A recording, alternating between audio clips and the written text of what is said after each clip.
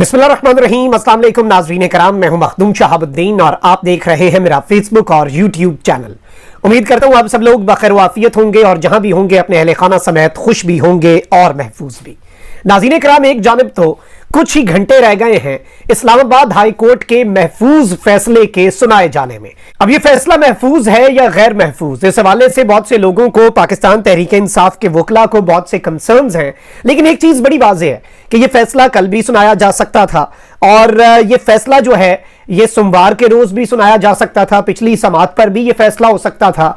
और जज मायूं दिलावर ने तो 30 मिनट में 30 सफात का फैसला लिख लिया। 10 लाइनों का फैसला एक पूरे दिन में तैयार किया जाएगा। लेकिन चले, देर आयत दुरुस्त आयत। ऑल्दो इसके अंदर एक थ्योरी ये भी है कि जिस तरह से कहा जाता है कि आप किसी को खाना खाने से अगर नहीं रोक सकते, कम से कम उसका खाना ठंडा तो कर सकते हैं, उसमें प्रॉब्लम्स तो क्रिएट कर सकते हैं। अल्टीमेटली उसने खाना ही है लेकिन कम से कम गर्म ना खा सके, तो वही वाला काम खान साहब के साथ डिलेइंग टैक्टिक्स के साथ हो रहा है। लेकिन एक जानिब तो इमरान खान साहब जो हैं उनकी रिहाई के इम्कानात पैदा हो गए हैं और इस्तकबाल के लिए एक तरह की कॉल, अब ये चीज बड़ी इंपॉर्टेंट है। और इमरान खान साहब की रिहाई यकीनी है, लेकिन पीटीआई की तैयारियां क्या हैं, इस हवाले से एक बड़ा अहम नुक्ता है, बारीक नुक्ता है, जिसे शायद टॉप लेवल पर समझा जा चुका है। और खबर मिलते ही अटक जेल में खास लोग पहुंचे हैं। ये खास लोग कौन हैं और ये क्या करना चाहते हैं? ये इमरान खान की रिहाई के बाद, सजा मुअत्तली के बाद का मंसूबा जो है उसे किस तरह से अमली जामा पहनाना चाहते हैं, और दोबारा गिरफ्तारी अगर इमरान खान साहब की होती है तो उस सूरत में क्या ऑप्शंस रह जाते हैं, ये सारी एक्सक्लूसिव डिटेल्स हैं जो आपके सामने रखनी है। आपने अगर अभी तक वीडियो को लाइक नहीं किया, जिस तरह मैं पहले भी बता चुका हूं कि हमारे चैनल्स को इस टोले की जानिब से जो हक और सच और इमरान खान की बात नहीं बर्दाश्त कर सकता, उसकी तरफ से रिपोर्ट किया जाता है, और उस असर को तोड़ने के लिए आपके लाइक्स और कमेंट्स हमारे लिए बहुत ज्यादा जरूरी है। अब एक जानिब तो कुछ डेवलपमेंट्स हैं बड़ी इंटरेस्टिंग और बड़ी अहम तरीन, और ये डेवलपमेंट्स जो हैं, सबसे पहले तो आपको पता है कि जिस तरह से महंगाई का जिन बेकाबू हुआ और सर मुड़ाते ही निगरान हुकूमत के ऊपर ओले पड़ गए। मैंने पिछले व्लॉग में आपको यह भी बता दिया है कि एक जानिब तो इस निगरान हुकूमत को जो लंबे अरसे का ख्वाब भी देख रही है, और इस निगरान हुकूमत को एक जानिब तो अवाम की तरफ से धचका लगा है और अवाम ने जो एहतजाज और जो एक प्रेशर बिल्डअप हो चुका है, इसके साथ साथ दीगर सियासी जमातें भी अब इस एहतजाज के अंदर शामिल होती जा रही हैं। और ये देग तो जाहिर बात है चढ़ाई किसी और ने थी, ये चंद किसी और ने चढ़ाया था, इनके सर पड़ गया है, लेकिन पड़ गया है। इससे इन्हें कम से कम ये पता लग गया है कि रियलिटी क्या है, और जिसे कहते हैं ना कि कितने क्या भाव है, सारा इन्हें सारी समझे लग गई है। ये सियासत इतनी आसान नहीं है, कुर्सी भी इतनी आसान नहीं है। बेहतरीन टाई जो है उसका नॉट बेहतरीन फिक्स करके, प्यारी सी अंग्रेजी बोल के और सुपरफिशियल अल्फाज इस्तेमाल करके सिर्फ इस तरह से निजाम नहीं चलता। अब एक जानिब तो निगरान वजीर आजम साहब ने कल भी इजलास बुलाया, आज भी बुलाया, और निगरान वजीर आजम की जेर सदारत बिजली के बिलों पर दूसरा इजलास भी खत्म हुआ और अवाम को रिलीफ देने का फैसला आज भी नहीं हो सका। गुज़िश्ता रोज भी निगरान वजीर आजम अनवारुल हक काकड़ की जेर सदारत इजलास हुआ था, और हतमी इजलास जो है वो अब बरोज मंगल यानी कि 29 अगस्त को बुला लिया गया है। और जराये के मुताबिक निगरान विफाकी काबीना का इजलास भी तलब किया गया है, जिसमें मुल्क की मुआशी सूरत हाल पर भी गौर किया जाना है। जराये ने बताया कि विफाकी काबीना वजारत तवानाई की बिजली बिलों से मुतल्लिक तजावीज की मंजूरी देगी और इस तरह की कुछ चीजें हैं। लेकिन अवाम जो है वो हकीकी मानों में अब भर देखे बहुत ज्यादा मायूसी, अनफॉर्चुनेट है, दिल मेरा बड़ा दुखता है। हम तो चले वतन की खातिर वतन से दूर हैं और मरे जा रहे हैं कि कब हमें वापस आना हमें नसीब हो और हम अपने वतन के अंदर आए। लेकिन और जारी बात है, we are privileged in this case, लेकिन लोग इस वक्त अब पाकिस्तान से भागने की, मतलब इतने लोग, ऐसे ऐसे लोग जो कभी जिन्होंने नहीं सोचा था वो भी, और ये मायूसी की लहर क्यों है भाई? नहीं होनी चाहिए।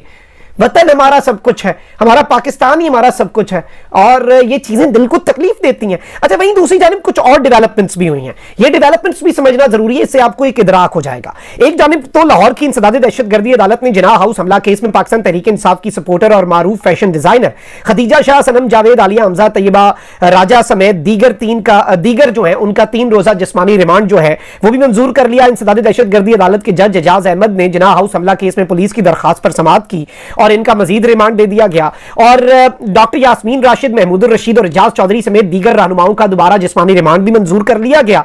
और लाहौर का थाना शादमान जलाने के केस में बगावत और दीगर दफात शामिल करने के केस की समाअत हुई, और तफ्तीशी अफसर ने बताया कि मुकदमे में बगावत और फसादात की दफात शामिल कर दी गई हैं। डॉक्टर यास्मीन राशिद, महमूद रशीद और एजाज चौधरी बगावत में मुलव्विस हैं। नए इल्जामात में मुल्जिमान से तफ्तीश के लिए जिस्मानी रिमांड दिया जाए, और अदालत ने 3 रोजा इनका भी जिस्मानी रिमांड दे दिया। अब एक जानिब तो इमरान खान साहब के हवाले से जो फैसला फैसला है वो आपको पता है कि महफूज है और वो सुनाया जाना है बरोज मंगल 29 अगस्त दिन 11 बजे। अब ये 11 बजे से थोड़ा आगे पीछे हो सकता है, हम आपको लम्हा बलम्हा अपडेट तो रखेंगे और सबसे पहले इंशाल्लाह फैसले की तमाम तर डिटेल्स भी आपके सामने रखेंगे।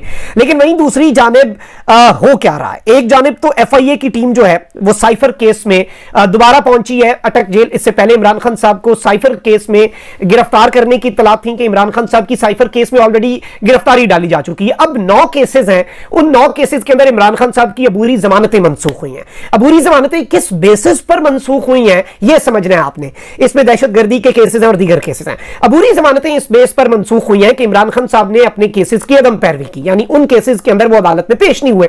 अब वो अपनी मर्जी से तो पेश होना या ना होना उनके बस में नहीं रहा, क्योंकि वो सजा काट रहे हैं और सजा मुअत्तल होती है। तो PTI ने 9 नई दरखास्तें जो हैं वो अबूरी जमानतें मनसूख होने के खिलाफ कि उसे कलअदम करार दिया जाए उन फैसलों को जिसमें इमरान खान की वो सजा जो कि मुअत्तल होनी है, और उसके अलावा पता नहीं चीफ जस्टिस साहब कुछ और कर दें तो कर दें, वरना इसमें अंडरस्टूड बात है। और इवन अब तो इलेक्शन कमीशन का वकील कह रहा है कि ट्रायल सही नहीं हुआ और इलेक्शन कमीशन जो है वो ये बात बड़ी वाजे कर चुका है। तो इस सब के अंदर ये सारी की सारी चीजें हैं, खान साहब के दोबारा अरेस्ट की भी बातें हैं और अटक जेल में ये जो खास लोग हैं FIA वाले, इससे पहले JIT जो है जिसके DIG इंचार्ज है 9 मई के वाकयात की, वो भी पहुंच चुकी है उस हवाले से अब चालान जमा कराना है। और JIT ये कह रही है कि साइफर केस के अंदर अब मजीद इमरान खान साहब से तफ्तीश की हमें जरूरत कोई नहीं है, अब चालान बनाना है और इमरान खान साहब को कसूरवार ठहराना है इसके अंदर, क्योंकि इमरान खान साहब ने कहा है कि साइफर उनसे गुम हो गया। अब ये चीज बताई जाएगी कि जी साइफर गुम हुआ और वहीं पे एक द इंटरसेप्ट इंटरनेशनल जरीदा उसने साइफर पब्लिश कर दिया। और अगर तो वैसे अगर स्टेट लेवल पे ये माना जाता है और इमरान खान साहब के ऊपर ये साबित करते हैं कि इमरान खान साहब वाला जो साइफर है, जो असल साइफर है वही उस वेबसाइट ने छापा, तो उससे मजीद कंसर्न्स रेज हो जाएंगे। उससे तो कम से कम इमरान खान को इस केस में पकड़ा जाएंगे, जो मर्जी ये कर लें, जो मर्जी साबित कर दें, यही साबित कर दें कि खान साहब ने उन्हें ये साइफर खुद दे दिया, वेबसाइट को खुद लीक कर दिया। लेकिन इससे स्टेट लेवल पर यह बात तस्लीम कर ली जाएगी कि साइफर वही है। मतलब या तो आप ये कहें ना कि वो मेड अप साइफर है, वो उन्होंने इमेजिनरी मुबैना साइफर है, लेकिन जैसे ही आप ये कहेंगे, लेकिन चले ये चीजें एक तरफ से पकड़ेंगे तो दूसरी तरफ को लग जाएंगी, ये सारे मामलात हैं। लेकिन अब यहां पर जो इंपॉर्टेंट नुकता है नाज़रीन इकराम वो ये है कि इमरान खान साहब जो है एक तरफ तो FIA की टीम अटक जेल पहुंची और साइफर केस के अंदर इमरान खान साहब को अगर रिहा कर दिया जाता है, उनकी सजा मुअत्तल हो जाती है, तो in that very case Imran Khan साहब के दोबारा अरेस्ट की बातें हैं। पाकिस्तान तहरीक इंसाफ के लोग जश्न के लिए तैयार हैं और वो इसे सेलिब्रेट करना चाहते हैं। अच्छा, अब एक चीज है, इमरान खान साहब की पहली गिरफ्तारी के ऊपर जो रद्द अमल आया वो बहुत शदीद था। उसमें फिर ऑब्वियसली जो चीजें हुई 9 मई के वाकयात वो नहीं होने चाहिए थे, अनफॉर्चुनेट, काबिल मजम्मत, और PTI का उस पर एक अपना मौकफ है। रियासत कहती है कि PTI की रियासत के खिलाफ साजिश है, PTI का ये मौकफ है, इमरान खान साहब का ये मौकफ है कि बिल्कुल ये साजिश है, लेकिन ये हमारे खिलाफ साजिश है और ये हमारे लोगों ने सिर्फ पुरअमन एहतजाज किया, बीच में ये जो शर पसंद नासिर थे ये प्लांटेड थे। PTI का ये मौकफ है ना, दोनों साइड्स का मौकफ रखना आपके सामने जरूरी है, लेकिन वो चीजें हुई। दूसरी गिरफ्तारी के ऊपर रिस्पॉन्स वो नहीं था, क्योंकि ऑब्वियसली एक बहुत बड़ा क्रैकडाउन हमने देखा पाकिस्तान की तारीख में, इतना बड़ा क्रैकडाउन, इतना एग्रेसिव तरीके से और विग्रस तरीके से क्रैकडाउन हालिया तारीख मैंने कम से कम होते नहीं देखा, विटनेस नहीं किया, और जारी बात है बड़े तरीके से। अब लेकिन चीजें कुछ बदली हैं। एक तो PTI का जो डर और खौफ था वो झंडा लगाओ मुहिम, फिर ये गुब्बारों वाली मुहिम जो थी उसमें लोगों ने बढ़ चढ़कर हिस्सा लिया। उसके साथ साथ PTI ने मोमेंटम किस तरह से गेन किया, KPK के बल्दियाती इंतखाबात के अंदर, खैबर पख्तूनख्वा के बल्दियाती इंतखाबात के अंदर PTI ने मुकम्मल तौर पर मोमेंटम गेन कर लिया हुआ है। अब इन सारी चीजों के तनाजुर में ऑलरेडी एक बारीक नुकता है जो कोई समझ नहीं पा रहा, वो ये है कि people are already on the streets. सियासी जमातें, पीपल्स पार्टी अपने कारकुनों को कह चुकी है कि जी बंदे हमारे शामिल हो जाएं जी एहतजाज के अंदर, लोग एहतजाज कर रहे हैं। जमात इस्लामी ऑलरेडी एहतजाज की कॉल दे चुकी है, सियासी जमातें बिजली के बिलों के खिलाफ एहतजाज कर रही हैं, लोग और बगैर लीडर के बगैर कॉल के निकल रहे हैं बाहर। और ये जो नुकता है, बारीक नुकता, कि लोग ऑलरेडी सड़कों पर बाहर हैं और ऑब्वियसली कानून किसी भी सूरत हाथ में नहीं लेना चाहिए। आप यकीन माने बहुत बड़ी ज्यादती अपने साथ, अपने मुल्क के साथ और अपने लीडर के साथ भी आप कर रहे होते हैं जब आप कानून हाथ में लेते हैं। कानून किसी ने हाथ में नहीं लेना। कानून के मुताबिक इमरान खान साहब का यही देखें, वो 22 दिन से उसने बर्दाश्त की जेल में जो कुछ भी था।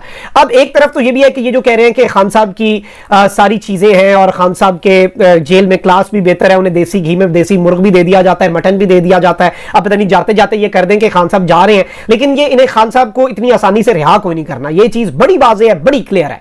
अब एक तरफ तो आप देखें कि पीपल्स पार्टी के 60 बंदों के और जो जरदारी साहब के करीब है उनके नाम नो फ्लाई लिस्ट में डाल दिए गए, उधर से वो तपे बैठे हैं और एक तरफ अवाम ऑलरेडी तपी बैठी है। ये नुकता समझने वाला है कि अवाम ऑलरेडी सड़कों पर अपने मसाइल के लिए, बिजली के बिल, महंगाई और जो इस वक्त बेरोजगारी और दीगर चीजों के खिलाफ अवाम सरापा एहतजाज है। एमक्यूएम अपने इनके बंदे कह चुके हैं ना, एमक्यूएम तो इनके बंदे हैं, वो कह चुके हैं कि ये एहतजाज फसादात के अंदर तब्दील हो सकते हैं। फसाद क्या होता है, दंगा फसाद क्या होता है, मतलब इस हद तक सिचुएशन वॉलेटाइल है और पब्लिक की पल्स है ना, पब्लिक पल्स को समझ नहीं रहे।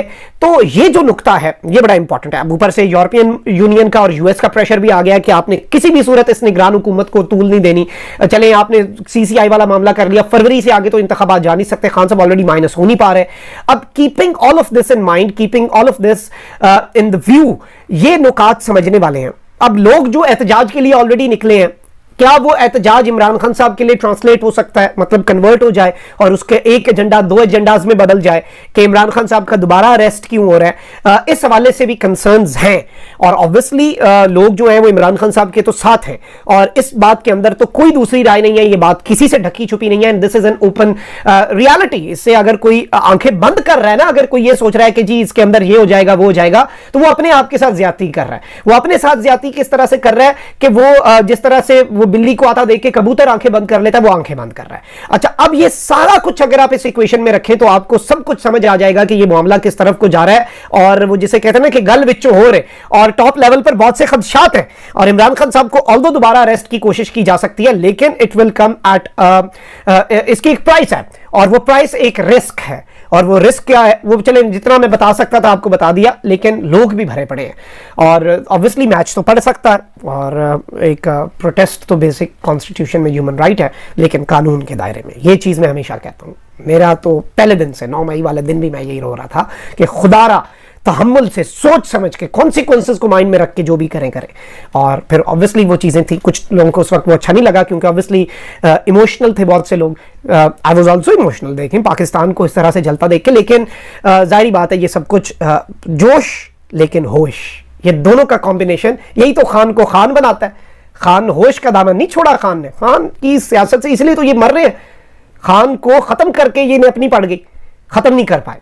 तो यही तो खान की स्ट्रैटेजी है। कारकुन भी उसी पर अमल पैरा रहे तो ज़्यादा बेहतर है। अपना बहुत ख्याल रखें। अल्लाह निगहबान। पाकिस्तान।